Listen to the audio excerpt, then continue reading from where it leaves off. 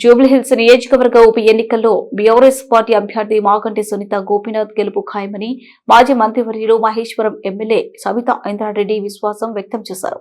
ఉప ఎన్నిక నేపథ్యంలో సోమాజిగూడ డివిజన్ పరిధిలోని 294, 295, 296 బూత్లలో నిర్వహించిన గడప గడప ప్రచార కార్యక్రమంలో ఆమె పాల్గొన్నారు.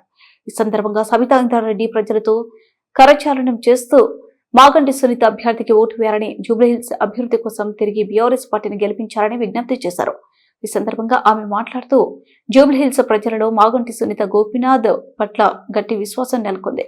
అభివృద్ధి, సంక్షేమం, శాంతి, స్థిరత్వం కోరుకునే ప్రతి ఒక్కరూ కేసీఆర్ పరిపాలనని తిరిగి రావాలని కోరుకుంటున్నారు. బీఆర్ఎస్ ప్రభుత్వ హయాంలో ప్రజల జీవితాలు మెరుగుపడ్డాయి, అభివృద్ధి పనులు వేగంగా జరిగాయి. కానీ కాంగ్రెస్ ప్రభుత్వం అధికారంలోకి వచ్చిన 2 సంవత్సరాల్లోనే ప్రజలు విసిగిపోయారు. అభివృద్ధి నిలిచిపోయింది. ప్రజల సమస్యలకు పరిష్కారం దొరకడం లేదు. అదే కారణంగా జూబ్లీహిల్స్ ప్రజలు మళ్లీ బీఆర్ఎస్ పట్ల ఆకర్షితులవుతున్నారు అని ఆమె పేర్కొన్నారు.